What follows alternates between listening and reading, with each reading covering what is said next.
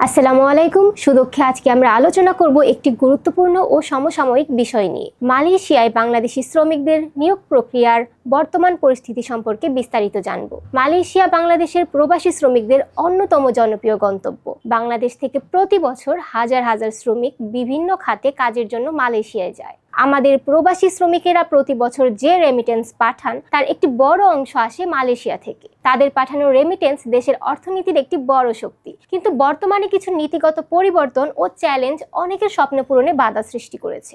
মালয়েশিয়ায় বাংলাদেশি শ্রমিকরা প্রধানত এগ্রিকালচার ও প্ল্যান্টেশন, কনস্ট্রাকশন, ম্যানুফ্যাকচার এবং হসপিটালিটি সেক্টরে কাজ করে থাকে। তেল পাম্প ও রাবার বাগানে কাজ করার পাশাপাশি তারা ফ্যাক্টরি লাইন, পরিষ্কার পরিচ্ছন্নতা এবং হোটেল বা রেস্টুরেন্টের সেবা খাতে গুরুত্বপূর্ণ ভূমিকা রাখে। এছাড়া গুদামে পণ্য লোড, আনলোড ও প্যাকেজিং কাজেও বাংলাদেশিদের নিয়োগ বেশি হয়। স্থানীয়দের তুলনায় বিদেশি শ্রমিকরা পরিশ্রমী ও সাশ্রয়ী হওয়ায় এই সেক্টরগুলোতে তাদের চাহিদা বাড়ছে। তবে সাম্প্রতিক বছরগুলোতে মালয়েশিয়ায় শ্রমিকদের নিয়োগে কিছু জটিলতাও দেখা দিয়েছে। 2024 সালের মার্চে মালয়েশিয়া ঘোষণা করে যে 14টি দেশের শ্রমিকদের প্রবেশ সাময়িকভাবে বন্ধ থাকবে। এই তালিকায় কিন্তু বাংলাদেশও ছিল। এই সিদ্ধান্তের ফলে প্রায় 4000 শ্রমিক যারা ইতোমধ্যে মালয়েশিয়া যাওয়ার জন্য প্রস্তুত ছিলেন তারা আটকা পড়ে যায়। তাদের অনেকে বলছেন দীর্ঘদিন ধরে কাজের অপেক্ষা থাকার পর এই নিষেধাজ্ঞা তাদের জন্য অত্যন্ত হতাশাজনক। এই নিষেধাজ্ঞার ফলে শুধু স্বপ্নই থেমে যায়নি, বরং অনেক শ্রমিক হয়েছেন আর্থিকভাবে ক্ষতিগ্রস্ত।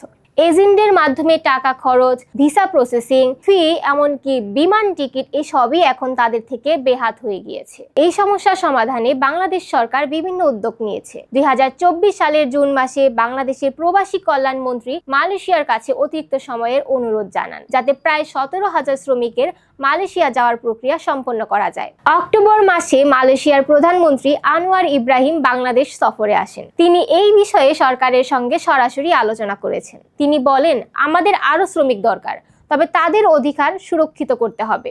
আধুনিক দাসত্ব কোনোভাবেই গ্রহণযোগ্য নয়। এই বৈঠক এবং আলোচনার মাধ্যমে নতুন কিছু আশার আলো দেখা যাচ্ছে।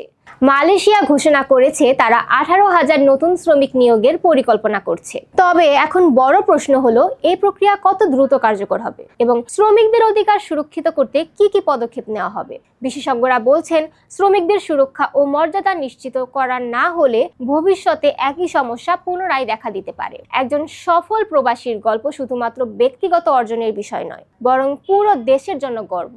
আমাদের প্রবাসী শ্রমিকরা নিজেদের পরিবার ও দেশের জন্য অক্লান্ত পরিশ্রম করেন। তাদের এই অবদানকে স্বীকৃতি দিতে হবে। প্রবাসী শ্রমিকদের সফলতার পেছনে লুকিয়ে আছে অসংখ্য বাধা আর কষ্টের গল্প।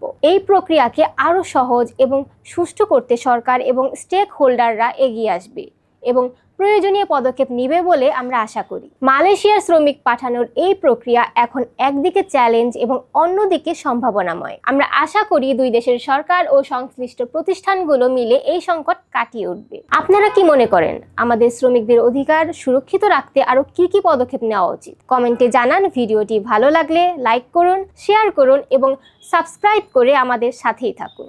ধন্যবাদ।